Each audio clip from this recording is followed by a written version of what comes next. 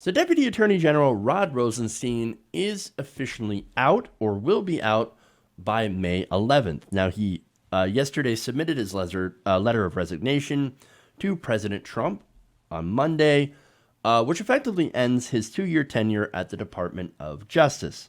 Now, in his resignation letter, which has a lot of interesting stuff in it, including this, he said he was grateful to Donald Trump for the opportunity to serve, for the courtesy and humor you often display in our personal conversations, and for the goals you set in your inaugural address: patriotism, unity, safety, education, and prosperity.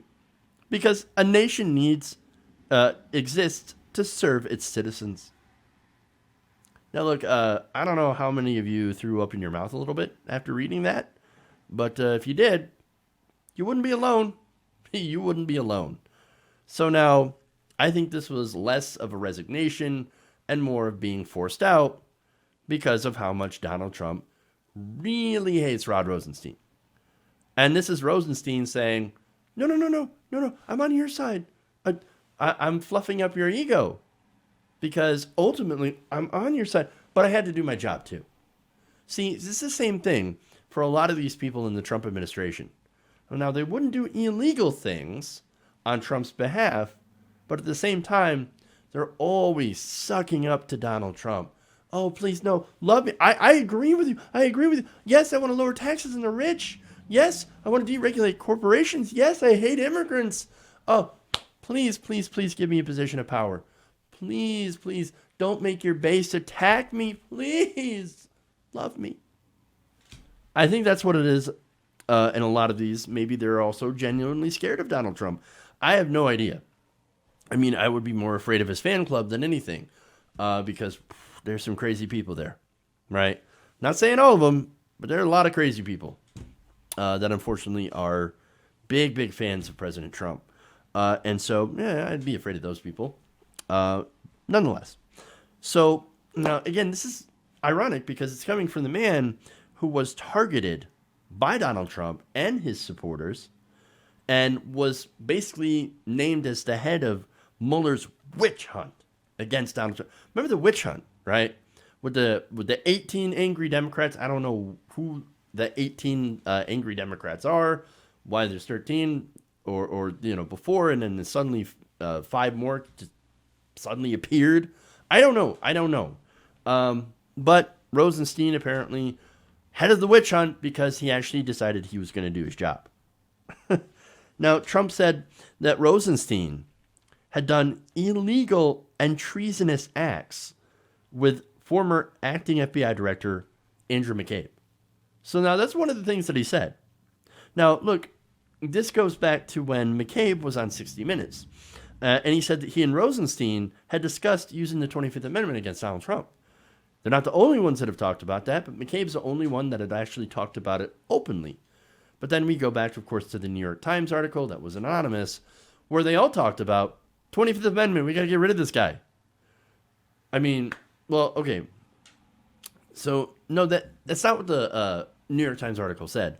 It actually said we considered doing the 25th Amendment. We know it exists, but we have adults in the room that are going to watch over Donald Trump and make sure that he doesn't do anything, illegal or completely stupid or dangerous for the country. Now, how many of those people are left that actually sign onto this letter? I don't know. I don't know if the author's even there. Although some people think, it may be Kellyanne Conway. I don't know for sure. We don't know. Now, I've said repeatedly, use the 25th Amendment. Let's get rid of Donald Trump because he's obviously incredibly mentally incompetent. But the writers of the article, and apparently McCabe, didn't quite go that far. I guess they refused to commit. They were unable to commit to actually getting rid of Trump through one of the only means that I think would get rid of him today, that I think is necessary because, again, the man is absolutely mental.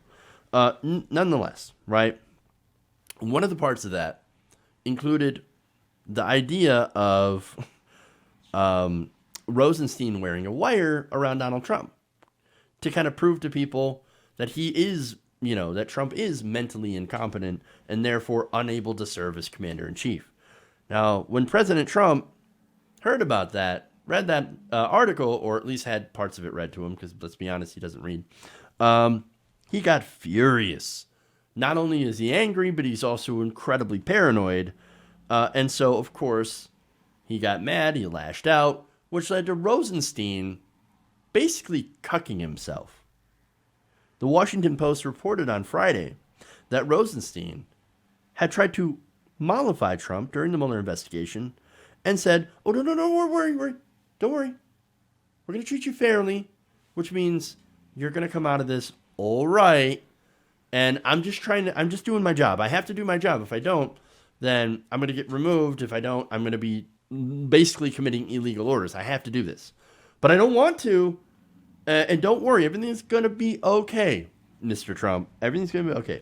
In fact, he wrote that political considerations may influence policy choices, but neutral principles must drive decisions about individual cases. We enforce the law without fear or favor because credible evidence is not partisan.